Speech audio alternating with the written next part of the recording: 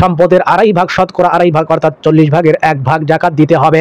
আর এই জাকাত যখন প্রদান না করে এই সম্পত্তিকে সে নিজের কাজে ব্যয় করলো, সে কিন্তু গরিবের হককে নষ্ট করে সে নিজের কাজে ব্যয় করলো, যার কারণে সে ইয়াউমাল কিয়ামতের কঠিন দিনে সে গরিবের হক নষ্টকারী হিসেবে আল্লাহ তাআলার কাঠগড়ায় এইভাবে তাকে উঠানো হবে। সে অপরাধী দোষী হিসেবে আল্লাহ তাআলার কাঠগড়ায় উঠবে।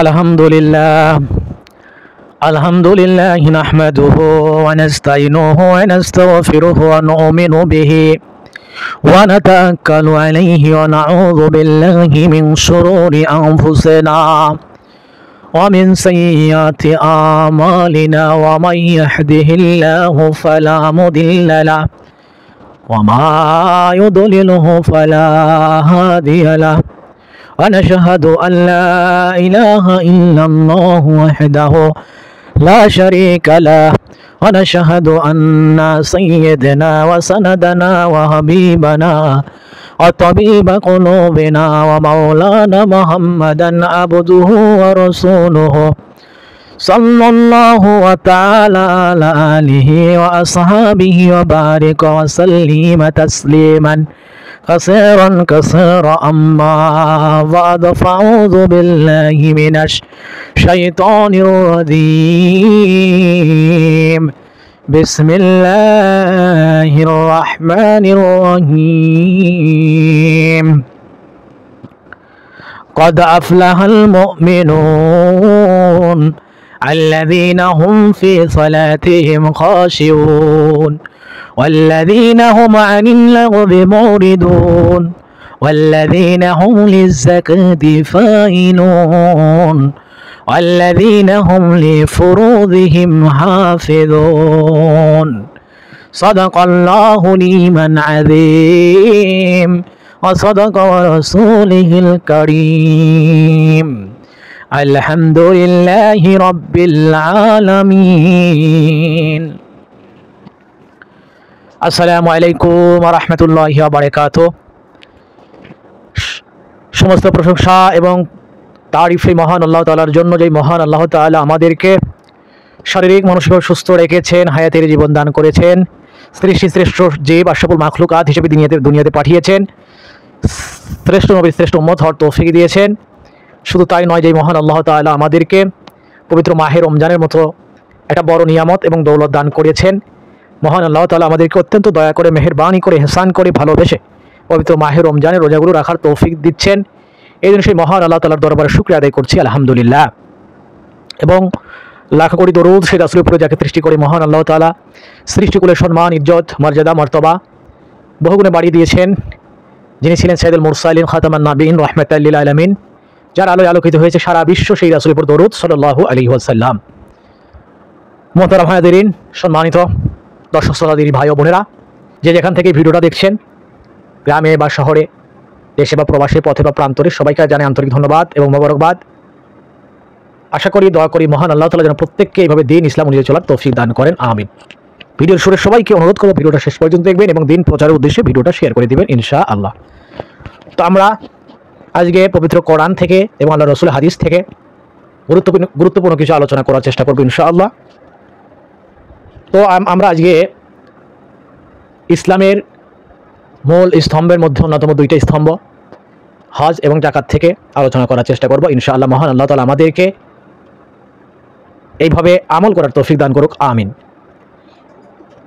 মহান আল্লাহ তাআলা সূরা আল ইমরানের মধ্যে ইরশাদ করেছেন যে যাদের বাইতুল্লাহ অর্থাৎ আল্লাহ তাআলার ঘর জিয়ারত করার সামর্থ্য আছে, তারা যেন অবশ্যই এইটাকে জিয়ারত করে, তওয়াফ করে। এটা তাদের জন্য আবশ্যক, অর্থাৎ এটা ফরজ ইবাদত। আর যারা এটা করবে না, অর্থাৎ যাদের উপর আল্লাহ তাআলা হজকে ফরজ করেছেন, যারা সামর্থ্যবান, তারপরে যদি তারা হজকে আদায় না করে, বলে তারা যেন কুফরি করলো, অর্থাৎ তারা অবিশ্বাস হিসেবে আল্লাহ তাআলার কাছে এভাবে দণ্ডায়মান হবে মৃত্যুর পরে।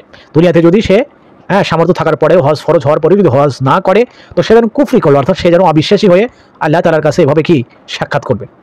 এই জন্য হজ একটা ফরজ ইবাদত। আল্লাহ তাআলা যাদেরকে সামর্থ্য দিয়েছেন তাদেরকে অবশ্যই এই হজটা আদায় করতে হবে। এই জন্য দ্রুত বলে এই ফরজটা আমাদের আদায় করা উচিত। আমরা অনেক সময় ইবাদতের বেলায়, নেক কাজের বেলায়, বন্দেগীর বেলায় আমরা গাফলিত করি, আমরা এইভাবে দেরি করি, বিলম্ব করি, কিন্তু অনুচিত। কেননা আমরা জানি না কখন আমাদের এইভাবে কাছে আল্লাহ তাআলা মৃত্যুর আজরাইল পাঠিয়ে দিবেন। আর আল্লাহ না করুক, আল্লাহ যদি মৃত্যুর আজরাইল আমাদের কাছে পাঠিয়ে দেন আর আমাদের মৃত্যু হয়ে যায়, কিন্তু আমরা যদি ফরজটা আদায় না করে থাকি তাহলে কিন্তু এই ফরজটা আমার কাঁধে এইভাবে রয়ে গেল, এর জিম্বা। আর এইটা আদায় না করার কারণে আল্লাহ তাআলার দরবারে অবশ্যই আমাকে অপরাধী হিসেবে সাব্যস্ত করা হবে, অপরাধী হিসেবে আমাদেরকে দাঁড় করানো হবে। এই জন্য আল্লাহ তাআলা যাদেরকে মাল দিয়েছেন, যাদের উপরে যাকাত ফরজ, সামর্থ্যবান ব্যক্তিরা তারা এইভাবে হজ করার ব্যাপারে এইভাবে আমরা যেন বিলম্ব না করি, যত দ্রুত সম্ভব আমরা যেন হজ করি এবং হজ করে যেন আমরা গুনাহমুক্ত জীবন যাপন করার চেষ্টা করি। আর যে ব্যক্তি খালেস নিয়তে হজ করবে, উত্তম মাল দ্বারা, হালাল মাল দ্বারা যে হজ করবে, আল্লাহ তাআলা তার হজকে অবশ্যই কবুল করবেন যদি নিয়ত ঠিক থাকে এবং আল্লাহ তাআলা তাকে নিষ্পাপ মাসুদের মতো আবার এইভাবে সে যেন নতুন করে জন্মগ্রহণ করলো, অর্থাৎ সে নিষ্পাপ হিসেবে আবার এইভাবে তার জীবনকে শুরু করবে। এই জন্য পবিত্র হজকে যেন আমরা গুরুত্ব সহকারে আদায় করার চেষ্টা করি। মহান আল্লাহ তাআলা আমাদের সবাইকে সেই তৌফিক দান করুক, আমিন। আর মহান আল্লাহ তাআলা সূরা আল ইমরানের মধ্যে স্পষ্টভাবে ইরশাদ করেছেন, জানিয়ে দিয়েছেন, আর তোমরা কি এই কথার উপরে এইভাবে ইয়াকিন করো অথবা এই কথার উপরেই তোমরা পার পেয়ে যাবে যে আমরা ঈমান এনেছি, অথচ তোমাদেরকে আল্লাহ তাআলা পরীক্ষা করবেন না। অর্থাৎ তোমরা এইভাবে কি মনে করেছো যে তোমাদেরকে জান্নাত দেওয়া হবে, অথচ মহান আল্লাহ তাআলা তোমাদেরকে পরীক্ষা করবেন না যে কে কে আল্লাহর রাস্তায় জিহাদ করেছো। তো এইভাবে আল্লাহ তাআলা অবশ্যই মানুষকে পরীক্ষা করবেন, অনেক কঠিন কিছু দিয়েও পরীক্ষা করবেন, এইভাবে রোগ শোক বালা মুসিবত দিয়েও আল্লাহ তাআলা পরীক্ষা করবেন। আবার জিহাদের ক্ষেত্রেও আল্লাহ তাআলা পরীক্ষা করবেন। জিহাদের অনেকগুলো স্তর আছে, যেমন পূর্বের জিহাদ ছিল দিনকে দুনিয়াতে প্রতিষ্ঠিত করার জন্য, ইসলামকে প্রতিষ্ঠিত করার জন্য, কালেমাকে বুলন্দ করার জন্য। ইসলামের বিরুদ্ধে যারা এইভাবে ঝান্ডা ধরেছে, কাফের, ইয়াহুদি, নাসারা, অর্থাৎ যারা অমুসলিম, যারা দ্বীনের ব্যাপারে এইভাবে আল্লাহ রাসূলের জন্য জিহাদ করতে চেয়েছে বা যুদ্ধ করেছে ইসলামের পক্ষে, আল্লাহ রাসূলের পক্ষে, তখন জিহাদ করা অত্যাবশ্যক বা ফরজ ছিল। এখনও সেই ফরজই আছে। যদি এমন সময় যদি আবারও আসে যে দিন কায়েমের জন্য, ইসলামের জন্য, কালেমার জন্য, কালেমার পতাকা উত্তোলন করার জন্য যদি এমন পরিস্থিতি আবারও আসে, তখন মুসলমানের জন্য অবশ্যই আবশ্যক কর্তব্য হবে জিহাদ করা। তারপরে আরেকটা জিহাদ হলো নিজের নফসের সাথে জিহাদ করা, অর্থাৎ নিজের নফস চাই খারাপ কাজ করতে, গুনাহের কাজ করতে, পাপের কাজ করতে, এই কাজ থেকে নিজেকে বিরত রাখাও এক ধরনের জিহাদ। নেক কাজ করাও জিহাদ, নেক কাজের ব্যাপারে অগ্রসর হওয়াও জিহাদ। এইভাবে প্রত্যেকটা নেক কাজে অংশগ্রহণ করাও জিহাদের অন্তর্ভুক্ত হয়ে যাবে। যেমন উদাহরণ হিসেবে যদি বলা হয় যে মন চাইতেছে না জাকাত দিতে, কিন্তু আল্লাহ তাআলা আমাকে মাল দিয়েছেন, জাকাত আমার উপরে ফরজ, কিন্তু আমার মন চায় না, মনের মতো কৃপণতা চলে এসেছে। এই মনের কৃপণতাকে দূর করতে হবে, মনের সাথে জিহাদ করতে হবে, নফসের সাথে জিহাদ করে এই জাকাত যে ফরজ ইবাদত, এইটা আমাকে অবশ্যই পালন করতে হবে।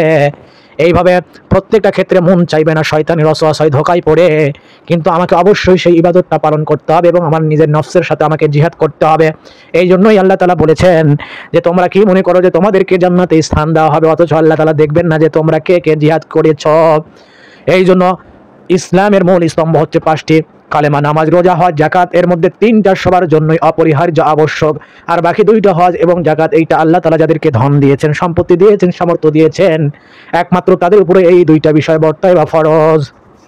কিন্তু আমরা অনেক সময় দেখি যে আমাদেরকে আল্লাহ তাআলা মাল দেওয়ার পরেও, সম্পদ দেওয়ার পরেও আমরা সেই সম্পদের জাকাত আদায় করতে চাই না। আমাদের মধ্যে কৃপণতা চলে আসে, আমরা কৃপণতা অবলম্বন করি, কাপ্পন্য করি, অর্থাৎ আমরা এইভাবে সম্পদকে আরো বাড়ানোর চেষ্টা করি এবং আমরা এটা মনে করি যে সম্পদ থেকে, মাল থেকে, টাকা থেকে যদি জাকাত দেওয়া হয় তাহলে আমার মাল, সম্পদ, টাকা কমে যাবে। কিন্তু আল্লাহ তাআলা এইভাবে কোরআন মাজিদে স্পষ্টভাবে জানিয়ে দিয়েছেন সূরা আল বাকারার মধ্যে যে এইভাবে যখন কোনো ব্যক্তি আল্লাহ তাআলার রাস্তায় সাদকা করবে, দান করবে, আল্লাহ তাআলা তার এই দানকে আরো বর্ধিত করবেন, তার মালকে বর্ধিত করবেন। কিন্তু আমরা মনে করি জাকাত দিলে পারে, হজ করলে পারে আমার সম্পদটা কমে যাবে। আর এইভাবে যখন মনে করা হবে, তারা কিন্তু অপরাধী হিসেবে আল্লাহ তাআলার এইভাবে সাথে, আল্লাহ তাআলার সাথে এইভাবে অপরাধী হিসেবে তাকে সাব্যস্ত করে তাকে আল্লাহ তাআলার সামনে দণ্ডায়মান করা হবে, উপস্থিত করা হবে। আর আল্লাহ তাআলা কোরআনের মধ্যে সূরা আলে ইমরানের মধ্যে ইরশাদ করেছেন, আর মানুষকে যখন আল্লাহ তাআলা সম্পত্তি দিয়েছেন, অর্থ দিয়েছেন, আর সে যখন কৃপণতা করে এবং এইটাকে সে যেন কল্যাণের কাজে মনে না করে, সে নিজের পক্ষ থেকে এইটা যেন কখনোই মনে না করে যে এইটা তার জন্য কল্যাণ, বরং এইটা তার জন্য অকল্যাণকর। আর মানুষ যখন মৃত্যুবরণ হয়ে যাবে, জাকাতকে যখন আদায় করা হবে না, তখন এই তার সম্পদকে বেরি হিসেবে তার গলায় ঝুলিয়ে দেওয়া হবে।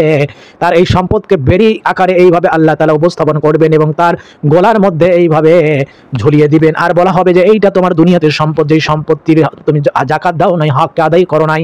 এবং আল্লাহ তাআলা সূরা আত-তাওবার 35 এবং 36 নম্বর আয়াতে ইরশাদ করেছেন, আর আল্লাহ তাআলা বলেন মানুষ যে সোনার উপায় এইভাবে জমায়, আল্লাহর রাস্তায় খরচ করে না, ব্যয় করে না, ইয়াউমাল কিয়ামতের কঠিন দিনে এই সোনা এবং রূপাকে পাত আকারে বানানো হবে এবং এইভাবে পাত আকারে এইটাকে জ্বালানো হবে।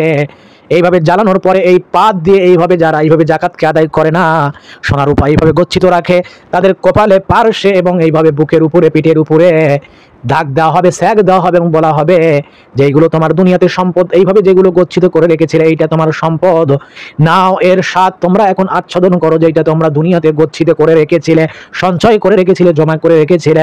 অর্থাৎ যারা যাকাত আদায় করবে না আল্লাহ তাআলা তাদের ব্যাপারে কঠিন হুঙ্কার দিয়েছেন, তাদের ব্যাপারে কিন্তু আল্লাহ তাআলা কঠিন হুঙ্কার দিয়েছেন। এই জন্য যাদেরকে আল্লাহ তাআলা মাল দিয়েছেন এই মালের যাকাত আদায় অবশ্যই করতে হবে। আর যাকাত আল্লাহ তাআলা যাকাতের বিধান এই জন্যই নাজিল করেছেন মুসলমানের উপরে যে যাকাত দিয়ে সে সম্পদটিকে পবিত্র করবে, যাকাতের মাধ্যমে তার সম্পদকে এইভাবে পবিত্র রাখার বিধান, পবিত্র রাখার পন্থা বা উপায় হিসেবে আল্লাহ তাআলা যাকাতকে এইভাবে নাজিল করেছেন, যাকাতকে ফরজ করেছেন।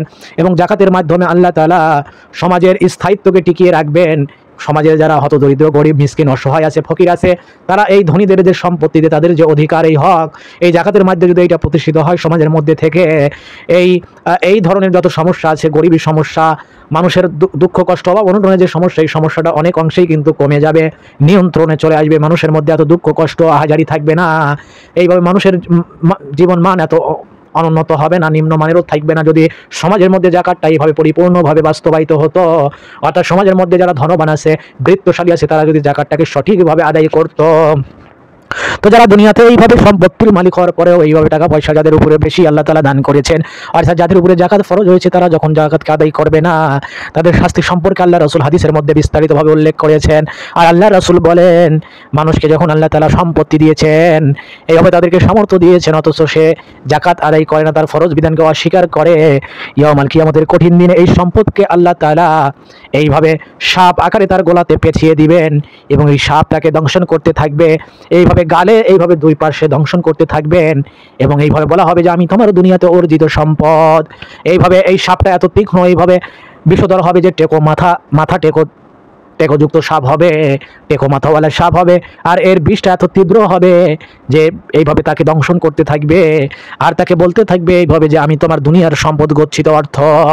আর আল্লাহ রাসূল এটাও বলেছেন, মানুষ যখন এইভাবে সম্পদের সোনার উপর এইভাবে যখন যাকাত আদায় করবে না, বলে মহান আল্লাহ তাআলা তাদেরকে এই সম্পদ, এই টাকা পয়সা, এই সম্পত্তি, এই সোনার উপর ইত্যাদি ইত্যাদিকে পাদ বানিয়ে তাদেরকে এইভাবে ছেকা দেওয়া হবে এবং তাদের এই কিয়ামতের দিনে এমন দিনে ছেকা দেওয়া হবে। আর এই দিনের পরিধি হবে দুনিয়ার 50,000 বছরের সমান। আর তাদেরকে এইভাবে আল্লাহ তাআলার ফয়সালা না হওয়া পর্যন্ত তাদেরকে শাস্তি দেওয়াই হবে, অর্থাৎ জান্নাতি অথবা জাহান্নামী যতক্ষণ এইভাবে তাদের ফয়সালা না হয় তাদেরকে এইভাবে ছেকা দেওয়াই হবে, তাদেরকে শাস্তি দেওয়াই হবে। এই জন্য আল্লাহ রাসূল স্পষ্টভাবে জানিয়ে দিয়েছেন যে তোমরা পশু পাখি, বিশেষ করে উট, গরু, দুম্বা, ছাগল সহ যে পশু পাখিগুলো আছে সেইগুলোর ব্যাপারেও তোমরা যাকাতের ব্যাপারে সতর্কতা অবলম্বন করো, কেননা পশু পাখিরও যদি যাকাত না দেওয়া হয় বলে এই সম্পর্কে কিন্তু আল্লাহ তাআলা তোমাদেরকে কাঠগড়ায় দাঁড় করাবেন। এইভাবে ফসলের মধ্যেও আল্লাহ তাআলা যাকাতের বিধান রেখেছেন। এই জন্য যাদেরকে আল্লাহ তাআলা মাল দিয়েছেন তাদেরকে অবশ্যই এইভাবে যাকাত প্রদান করতে হবে। আর দুনিয়াতে যদি যাকাত প্রদান না করা হয় তারা আখিরাতের ময়দানে গরিবের হক নষ্টকারী হিসেবে সাব্যস্ত হবে। কেননা ধনীর যে মান, অর্থাৎ এই যে ফরজ ইবাদত, অর্থাৎ এই যে আল্লাহ তাআলা তাদেরকে সামর্থ্য দিয়েছেন সম্পদের 2.5 ভাগ, শতকরা 2.5 ভাগ, অর্থাৎ 40 ভাগের 1 ভাগ যাকাত দিতে হবে। আর এই যাকাত যখন প্রদান না করে এই সম্পত্তিকে সে নিজের কাজে ব্যয় করলো, সে কিন্তু গরিবের হককে নষ্ট করে সে নিজের কাজে ব্যয় করলো, যার কারণে সেই ইয়াউমাল কিয়ামতের কঠিন দিনে সে গরিবের হক নষ্টকারী হিসেবে আল্লাহ তাআলার কাঠগড়ায় এইভাবে তাকে উঠানো হবে। সে অপরাধী, দোষী হিসেবে আল্লাহ তাআলার কাঠগড়ায় উঠবে। আর যে ফরজ একটা বিধানকে অস্বীকার করবে সে অবিশ্বাসী বা কাফের হিসেবে আল্লাহ তাআলার কাছে দণ্ডায়মান হবে।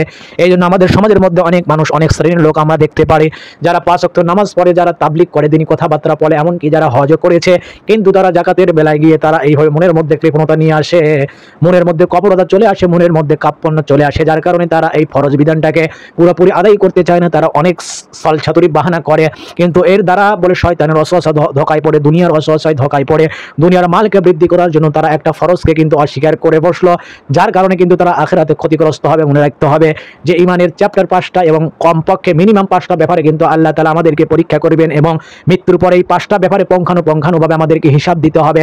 একজন ছাত্রকে যখন পরীক্ষা দেওয়া হয় সে কিন্তু কয়েকটা বিষয় পরীক্ষা হয় এবং কয়েকটা বিষয়ের উপরে তার রেজাল্ট আসে। এমন না যে সে বাংলা, ইংরেজি, অঙ্ক খুব ভালো করেছে কিন্তু একটা বিষয় ফেল করার পরেও তাকে ভালো রেজাল্ট দান করা হয়েছে। বিষয়টা এমন না, সে সব বিষয় যদি ভালো করে কিন্তু একটা বিষয় যদি ফেল করে সে কিন্তু ফেল হিসেবেই গণ্য হয়। তো দ্রুপভাবে ফরজ ইবাদতের মধ্যে যে ইবাদতগুলো আল্লাহ তাআলা ফরজ করেছেন সেই ইবাদতের মধ্যে যদি কোনো একটাতেও মানুষ ফেল হয়ে যায় বা একটা কেউ যদি গুরুত্ব সহকারে আদায় না করে, একটাকে যদি অবহেলা করে আর সেই বিষয়টা যদি সে ফেল হয়ে যায়, তাহলে সমষ্টিগতভাবে কিন্তু সে ফেলের কাতারেই পড়ে যাবে। এই জন্য আমরা শয়তানের ধোঁকায় পড়ে, শয়তানের অসস্যায় পড়ে যেন আমরা জাকাতের মতো ফরজ ইবাদতকে যেন আমরা এইভাবে ছেড়ে না দিই এবং গুরুত্ব সহকারে আদায় করি। কারণ এটা কিন্তু আল্লাহ তাআলা গরিবের হক এইটার মধ্যে রেখেছেন। অসহায় মিসকিন হতদরিদ্র যারা, তাদের হক কিন্তু আল্লাহ তাআলা এই জাকাতের মধ্যে রেখে দিয়েছেন। আর জাকাতের হক যদি আদায় না করা হয়, কিন্তু আল্লাহ তাআলা কিয়ামতের কঠিন দিনে কঠিন শাস্তির বিধান কিন্তু আল্লাহ তাআলা নাজিল করবেন। কারণ আল্লাহ তাআলা নিজেই বলেছেন যে যারা জাকাত দেয় না, সোনা রূপা টাকা পয়সা সম্পত্তি গচ্ছিত করে রাখে, তাদেরকে আপনি কঠিন কষ্টের কঠিন দুঃসংবাদ দান করুন, কঠিন মানে শাস্তির দুঃসংবাদ আপনি দান করুন। এই জন্য আমরা এভাবে যেন সম্পত্তির যেন এইভাবে হকগুলো আদায় করি, সম্পত্তি যেন জাকাত দিই, নচেত আল্লাহ না করুক এই একটা ফরজ ইবাদতকে আমরা ছেড়ে দেওয়ার কারণে বলে কঠিন বলে পাপের কিন্তু অংশ আমাদেরকে বহন করতে হবে। এবং এমন হতে পারে এর কারণে আল্লাহ তাআলা আমাদেরকে জাহান্নামের অতই গহ্বরে নিক্ষেপ করবেন। আর এটা মনে রাখতে হবে যে সম্পদ তো আল্লাহ তাআলাই দিয়েছেন, আবার আমি মৃত্যু হয়ে গেলে কিন্তু সম্পদ আমাকে রেখেই যেতে হবে। আমি যতই টাকা আলা হই, যতই বাড়ি গাড়ি ইত্যাদি ইত্যাদি আমার থাক না কেন, বলে মৃত্যুর সাথে সাথে এই সম্পদ আমাকে রেখে যেতে হবে। আর এই সম্পদ যদি সঠিক ব্যবহার না করা হয়, দেখা যাবে যে আমার পরের যারা এভাবে জেনারেশন আসবে, বলে আমার যারা ওয়ারিশ হবে, তারা এটাকে সঠিকভাবে আদায় করবে কিনা, তারা সঠিক কাজে ব্যয় করবে কিনা, ভালো কাজে দিনই কাজে এটাকে ব্যয় করবে কিনা কে জানে। এমন হতে পারে যে সম্পত্তিগুলো আর খারাপ কাজে ব্যয় করা হলো, দিনই কাজে ব্যয় করা হলো, হারাম কাজে ব্যয় করা হলো। হ্যাঁ, যার কারণে বলে এইটা তখন আমার জন্য আরও মুসিবতের কারণ হবে। এই জন্য আমরা প্রত্যেকে যেন আল্লাহ তাআলার দরবারে বেশি বেশি সদকা করি, জাকাতগুলো আদায় করি। এইভাবে আরও যত ইবাদতমূলক কাজ আছে, নফল ইবাদত, বলে এই ইবাদতগুলো যেন আমরা বেশি বেশি করি। মহান আল্লাহ তাআলা আমাদের সবাইকে সেই তৌফিক দান করুক, আমিন। সবাইকে ভিডিওটা শেয়ার করার অনুরোধ জানিয়ে আজকের মতো এখানে সমাপ্তি। আসসালামু আলাইকুম ওয়া রাহমাতুল্লাহি ওয়া বারাকাতুহু।